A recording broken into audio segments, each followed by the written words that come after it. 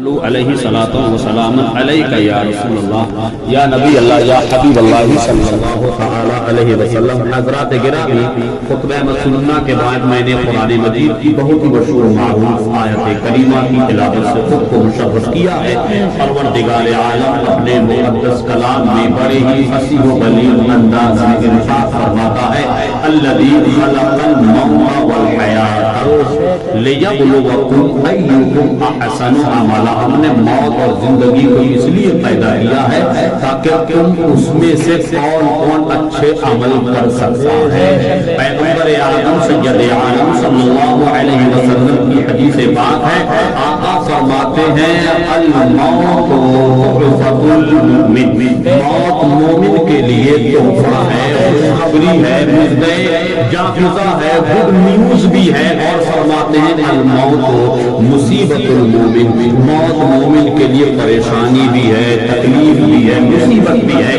پیغمبر اعظم سید عالم صلی اللہ علیہ وسلم کے ایک عاشق صادق گزرے ہیں جن کو دنیا حضرت خواجہ حسن بصری رضی اللہ تبارک و تعالی عنہ کے نام نامی اس میں گرامی سے جانتی، بڑی شان کے مالک ہیں، بڑی عزت و شہرتوں کے مالک ہیں۔ کون؟ حضرت خواجہ حسن بصری رضی اللہ تبارک و تعالی عنہ، حضرت مولا کائنات حضرت مولا علی مشکل کشا رضی اللہ تبارک و تعالی عنہ کے مرید بھی ہیں، اور حضرت مولا علی مشکل کشا کے یہ خلیفہ برحق بھی ہیں۔ اور حضرت خواجہ حسن بصری رضی اللہ تبارک و تعالی عنہ، آپ کے زمانے کی بات ہے کہ ایک خاتون کی جوان بیٹی کا انتقال ہو گیا تھا، اور انتقال پرملال کے کچھ زمانے کے گزر جانے کے بعد ایک ماں نے اپنی بیٹی کو خواب میں دیکھا تو کیا دیکھا کہ جہنم کا سخت سے سخت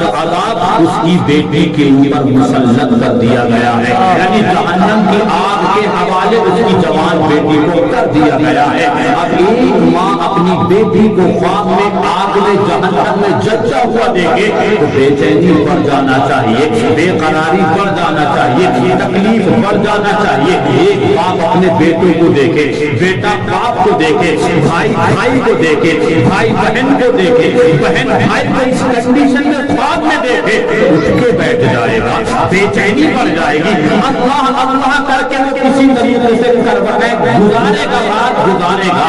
اسی عالم نے اس خاتون نے اللہ اللہ کر کے کروٹیں بدل کے رات گزاری، صبح نماز فجر ادا فرمانے کے بعد یہی خاتون حضرت خواجہ حسن بصری رضی اللہ تبارک و تعالی عنہ کی خانقاہ میں تشریف لے گئی، اور تشریف لے جانے کے بعد اپنے باپ کا تمام معاملہ پیش کر دیا، اور کہتی ہے میں بڑا بے چین ہوں، بڑی تکلیف بڑھتی جا رہی ہے، میں نے اپنی جوان بیٹی کو دیکھا کہ جہنم میں جل رہی ہے، اللہ تبارک و تعالی نے نہ جانے میری جوان بیٹی کو کون سے گناہ کی بنیاد پر جہنم کا سخت سے سخت عذاب مسلط فرما دیا ہے۔ شیخ لاسانی مرشد حضور والا میرے خواب کا جواب دے دیجیے، میرے خواب کی تعبیر کیا ہے؟ حضرت خواجہ حسن بصری رضی اللہ تعالی عنہ سنتے ہیں، اور سننے کے بعد ارشاد فرماتے ہیں گھر جاؤ، نماز پنجگانہ کی عادت اپنا لو، نماز عشاء ادا کرنے کے بعد جب تو بستر استراحت پر جاؤ، یہ وظیفہ پڑھنا، یہ اوراق و وظائف میں مشغول ہو جانا، کل خواب کی تعبیر آج تمہیں دیکھنے کو مل جائے گی۔ یہ بات خواجہ حسن بصری کی خانقاہ سے نکلی، اپنے مکان کی طرف رواں ہے رات گزرنے کے لیے، وہ اپنے مکان پر پہنچ رہی ہے۔ اسی دن شام کا سورج غروب ہو رہا تھا، اور جس قبرستان میں اس کی جوان بیٹی کو سپرد خاک کیا گیا تھا، مدفون کیا گیا تھا، اسی قبرستان کے دروازے پر ادھر حضرت خواجہ حسن بصری اپنی خانقاہ میں نماز مغرب کی تیاری کر رہے ہیں، یہ اپنے گھر میں نماز مغرب کی تیاری کر رہی ہے۔ قبرستان کے دروازے سے اللہ کے ایک نیک بندے کا گزر ہوتا ہے، ایک محبوب خدا کا گزر ہوتا ہے، کی چپل اتارنے کے بعد قبرستان کے دروازے کے اندر داخل ہوتے ہیں، اور انہیں السلام علیکم یا اہل القبور، وہ قبر میں رہنے والوں اللہ کی طرف سے بہت سلام کی نازل ہو۔ اللہ کا نیک بندہ قبرستان کے اندر پہنچا، اور ایک مرتبہ مصطفیٰ جان رحمت صلی اللہ علیہ وسلم سے دل سے درود شریف پیش کیا. اب اللہ کی بارگاہ میں درود کا تحفہ پیش کیا جا رہا ہے. وہ اللہ کا نیک بندہ قبرستان کے دروازے پہ کھڑے ہو کر کے دعائیں کرتا ہے, مولا تیرے ارشاد گرامی کے مطابق ہم نے درود پاک پڑھ لیا ہے, تیرے حبیب کی بارگاہ میں پیش کر دیا ہے. مولا تو اپنے فضل سے سرکار کے صدقے میں نے جو درود پاک پڑھا ہے, اس کی برکت سے اس قبرستان میں جتنے سپرد خاک ہیں, جتنوں کو اب تک مدفون کیا گیا ہے, مولا ان سب کے گناہوں کی بخشش فرما کر جنت کا حقدار بنا دے. اگر یہ جہنم میں ہے, مولا تو اپنے فضل سے اپنے رحم و کرم سے مصطفیٰ کے صدقے میں درود پاک کے پڑھنے کی برکت سے اگر یہ یہاں جتنے مدفون ہیں سب جہنم میں ہو تو تو اپنے فضل سے ان سب کو جنتی بنا دے, سب کو جنت کا حقدار بنا دے. اللہ کے نیک بندے نے گزر وہاں سے درود شریف پڑھا اور اس کا کوئی رشتہ نہیں تھا, اس کا کوئی اپنا عزیز دوست احباب وہاں پر مدفون نہیں تھا. مومن کی شان یہ ہے کہ محمد کی محبت خون کے رشتوں سے اعلیٰ ہے, محمد کی محبت خون کے رشتوں سے اعلیٰ ہے. یہ وہ ہوتا ہے جو دنیاوی قانون کے رشتوں سے اعلیٰ ہے.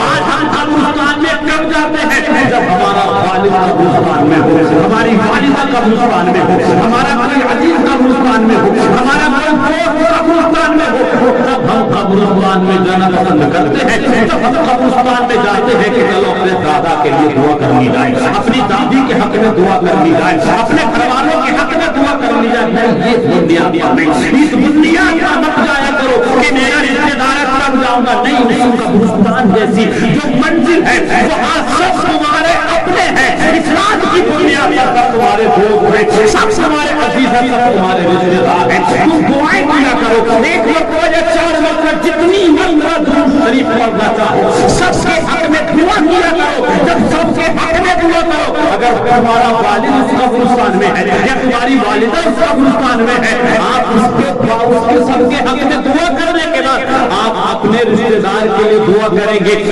انشاءاللہ رب کا کرم ہوگا, سب کا بیڑا پار ہوگا.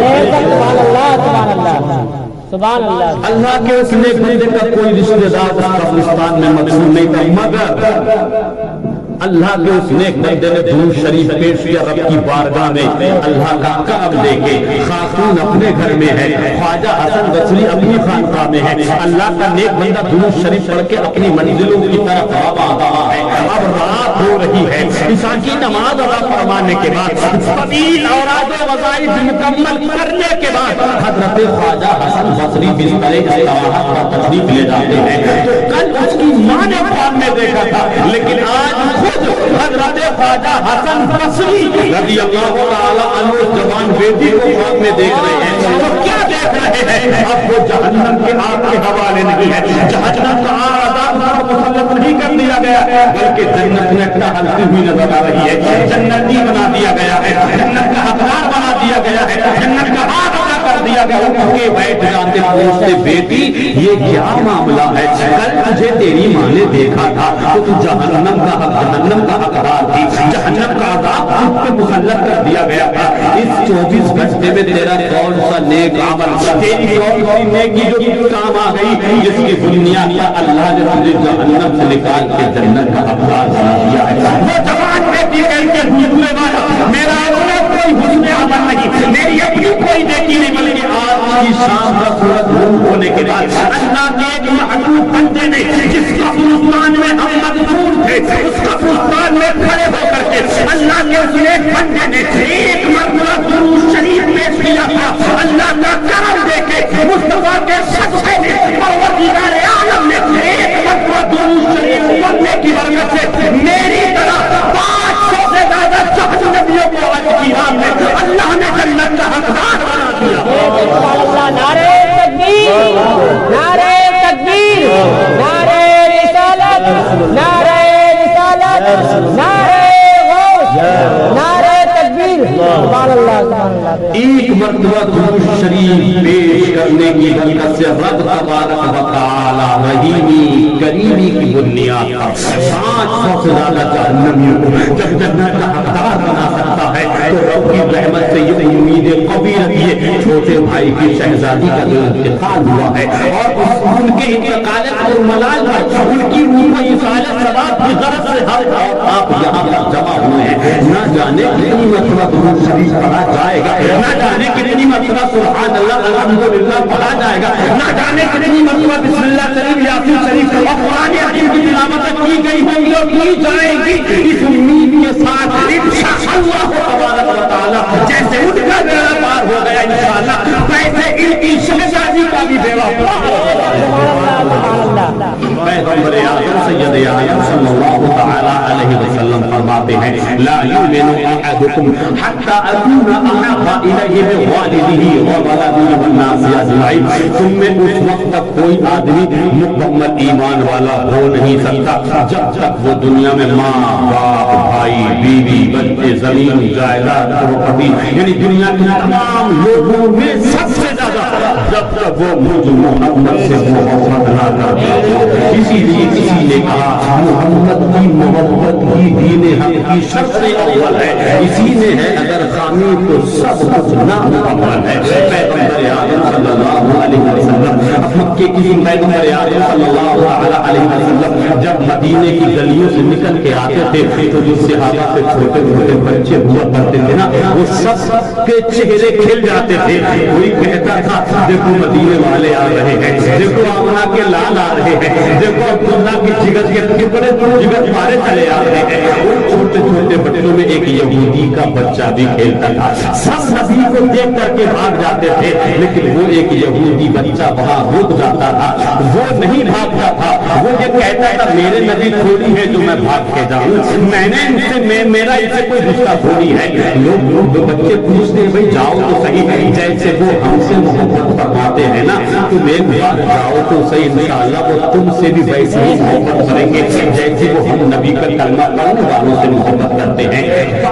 جب بات گزر جاتی ہے دن ب دن گزرتے جاتے ایک دن اس نے فیصلہ کر ہی دیا کہ آج مصطفیٰ کے بعد میں بھی اور بچوں کی طرح بھاگ بھاگ دوڑتا کودتا ہوا جاؤں گا, دیکھوں گا کہ مصطفیٰ کلمہ پڑھنے والوں کے بچوں ہی سے محبت کرتے ہیں اور وہ سے بھی محبت فرماتے ہیں. ان صحابہ کرام کے بچوں کے ساتھ میں وہ یہودی بچہ بھی پہنچ گیا اور مصطفیٰ نے جب اس کو دیکھا تو مصطفیٰ جان رحمت صلی اللہ علیہ وسلم جو صحابہ کے بچوں سے محبت کرتے تھے ان کا انداز نرالا تھا, ان کا طریقہ نرالا تھا, لیکن اس دن مصطفیٰ نے اس بچے کے ساتھ جو محبت کا مظاہرہ پیش کیا ہے پیغمبر نے جب اس کو آتا ہوا دیکھا تو پیغمبر گھٹنوں کے بل زمین پر تشریف لاتے ہیں اور اس کو سینے سے لگا لیتے ہیں.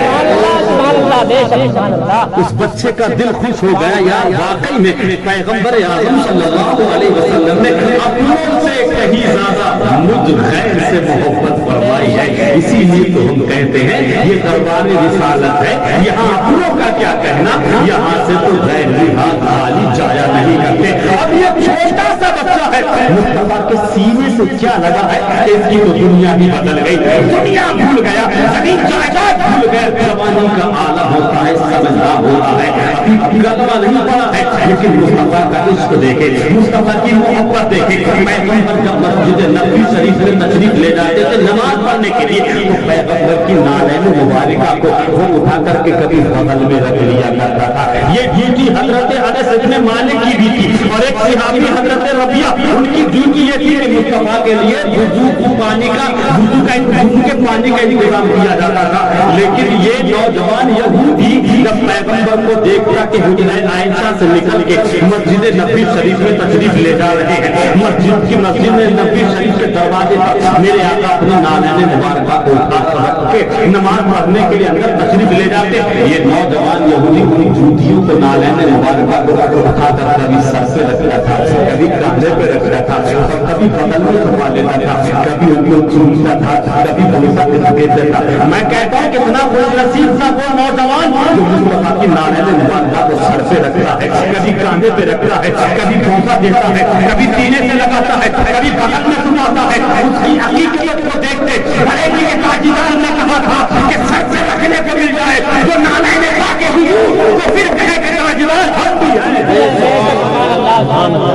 سر پہ रखने को मिल जाए जो नालैन पाके हुजूर, तो फिर कहे कि ताजदार हम भी हैं। सहाबा उसके इस अमल को देख करके कुछ नहीं होते थे।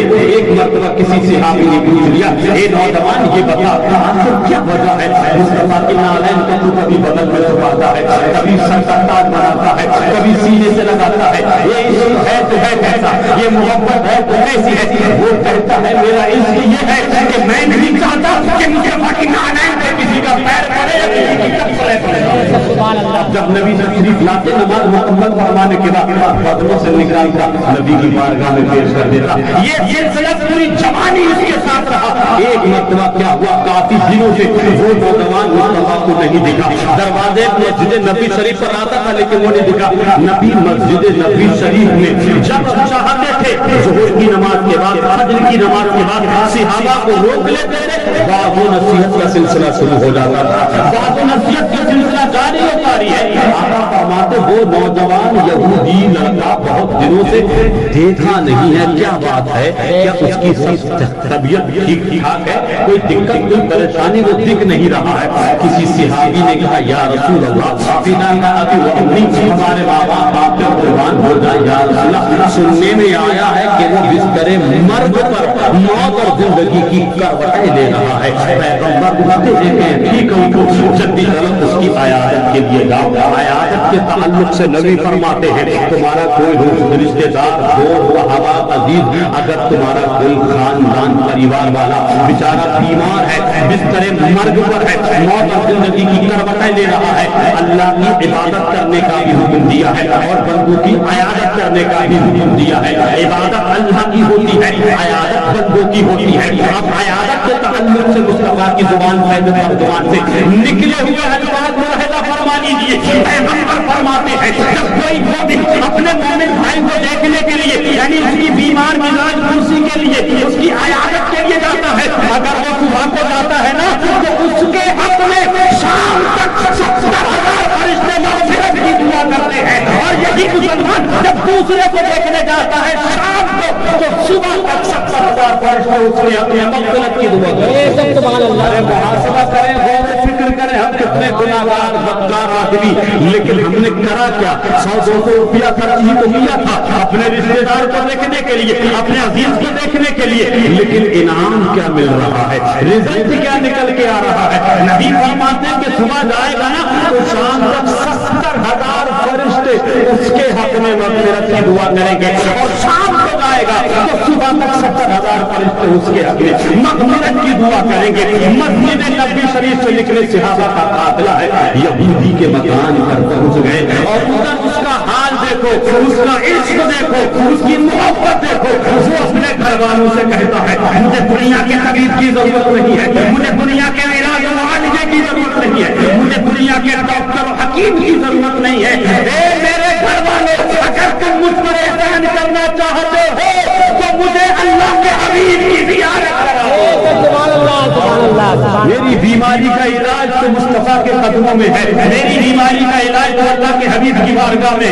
ये अपने घर वालों से इल्तिजा कर रहा था।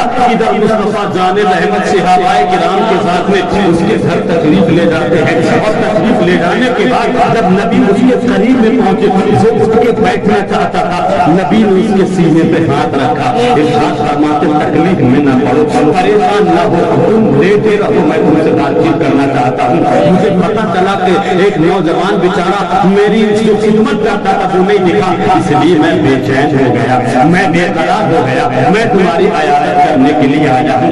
अब नबी उसके करीब में बैठ के इरशाद फरमाते हैं या अय्युहन्नास ला इलाहा इल्लल्लाह तुफ्लिहून। पैगंबर आज़म ने इरशाद फरमाया कलमा क्यों नहीं पढ़ लेते, इस्लाम में दाखिल क्यों नहीं हो जाते, मुशर्रफ बा इस्लाम क्यों नहीं हो जाते। अब ये नौजवान जब मुस्तफा की जुबान जुबान से ये अल्फाज सुनता है तो अपने घर वालों की तरफ, अपने अब्बा की तरफ आंखों में इशारा करके ये पूछना चाहता है अब्बा जान ये आमना के लाल आए हैं, मुझे कलमे की बात कर रहे हैं, मुझे इस्लाम में दाखिल करने की बात कर रहे हैं, अब्बा जान बताओ तुम्हारा क्या ख्याल है, तुम्हारा क्या इरादा है। आंखों में इशारों में बात कर रही है। उस नौजवान यहूदी का बाप कहता है अरे ये मुस्तफा है, ये अल्लाह के हबीब है और ये सबके घर थोड़ी आते हैं, ये بیوی ہے تجھے میرے گھر دیکھنے آئے، اس میں تیرا اختیار ہے، جو تجھے بہتر لگے وہ کر لے۔ اس نوجوان نے کلمہ پڑھا، اشہد ان لا الہ الا اللہ و اشہد ان سیدنا محمد عبدہ و رسولہ، کلمہ پڑھا، اسلام میں داخل ہو گیا۔ نبی آیا کمپلیٹ کرنے کے بعد اس کے گھر سے نکلے، ابھی مشکل سے 10 قدم ہی نکل پائے تھے کہ اس کی روح نکل گئی، شریر سے پرواز کر جاتی ہے، اس کا انتقال ہو جاتا ہے۔ اب نبی کے دائیں بائیں جو صحابہ جا رہے تھے، حدیث مسند احمد ابن حنبل کی بڑی مضبوط حدیث ہے، پیغمبر صحابہ کو دیکھ کے فرماتے ہیں، دائیں طرف دیکھتے ہیں اور بائیں طرف دیکھتے ہیں، فرماتے ہیں صحابیوں اللہ کا کرم دیکھو، آج میری وجہ سے اللہ نے اس کو ایمان کی بھی دولت عطا فرما دی اور جنت کا حقدار بھی بنا دیا۔ سبحان اللہ سبحان اللہ۔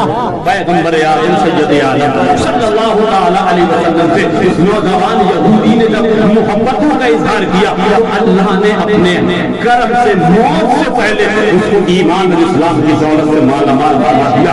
اور اسلام اور ایمان کی دولت ہی سے نہیں بلکہ اس کا مقام تو سنو، اس کا مرتبہ تو سنو، اس کا منصب تو سنو۔ جب کہ اس کو اتنی مہلت نہ ملی کہ وہ ایک وقت کی نماز پڑھ لیتا، اس کو اتنا وقت نہ ملا کہ قرآن عظیم کی تلاوت کر لیتا، زکات، حج، فطرہ یعنی جو اسلام کے فرائض و واجبات تھے اس نے کچھ بھی نہیں کیا، کلمہ پڑھا اور انتقال ہو گیا۔ پیغمبر اعظم صلی اللہ علیہ وسلم کا صحابی بن گیا۔ اور صحابہ کا مقام یہ ہے کہ صحابہ کا مقام ایک طرف اور امت کے سارے ولیوں کا ایک مقام ایک طرف، مگر پھر بھی کوئی ولی امت کا صحابہ کے مقام پر پہنچ ہی نہیں سکتا ہے، کیونکہ یہ جو صحابہ کو مقام ملا ہے یہ حسن و جمال کی بنیاد پر نہیں ملا ہے، مصطفیٰ کی نظر کرم کی بنیاد پر ملا ہے۔ اس لیے پیغمبر اعظم سید عالم صلی اللہ تعالی علیہ وسلم ارشاد فرماتے ہیں، تم میں مکمل ایمان والا وہ آدمی ہے جو مجھ سے دنیا میں سب سے زیادہ محبت فرمائے، اور جو دنیا میں سب سے زیادہ مصطفیٰ جان رحمت صلی اللہ علیہ وسلم سے محبت فرماتا ہے تو پھر اللہ کی خاص نظر کرم اس پہ رہتی ہے، رب کا خاص کرم اس پہ رہتا ہے۔ اس لیے دوستوں، بزرگوں، نوجوان ساتھیوں، غور و فکر کرو، اپنے آپ کو سانچے میں، اسلامک سانچے میں ڈھالنے کی کوشش کرو۔ اللہ تبارک و تعالیٰ کی مقدس بارگاہ میں دعا ہے کہ اللہ ہمیں اور آپ کو، تمام عالم اسلام کے خوش عقیدہ مسلمانوں کو سرکار دو عالم صلی اللہ تعالی علیہ وسلم کے وسیلے سے موت کے تصور میں اور خدا کے خوف میں اپنی اپنی زندگی گزارنے کی ہمت اور توفیق نصیب فرمائے۔ پروردگار عالم میرے بولنے میں مقصد صاحبہ لفظ معنی اصطلاحاً لغوی کوئی چھوٹی بڑی غلطی خطا سرزد ہوگی، مولا سب سے پہلے تو اپنے خاص فضل و کرم سے معاف فرما کر اپنی معلوم فرما۔ استغفر اللہ العظیم الجلیل الذی هو غفور رحیم۔ پروردگار عالم جناب چھوٹے بھائی کی جس بیٹی کے انتقال پر منانے کا یہ پروگرام رکھا، ہم نے اور آپ نے اجتماعی طور پر جو سنا اور آگے بھی انشاءاللہ جو پروگرام سننے سنانے کا رہے گا، مولا اس کی برکت سے معلومات سبائل قوائد سارے گناہوں کی بخشش اور مغفرت فرمائے، محبوبہ جنت الفردوس میں اعلیٰ سے اعلیٰ مقام نصیب فرمائے۔ اسلام زندہ باد، مذہب اسلام زندہ باد، وما علینا الا البلاغ۔ السلام علیکم ورحمۃ اللہ۔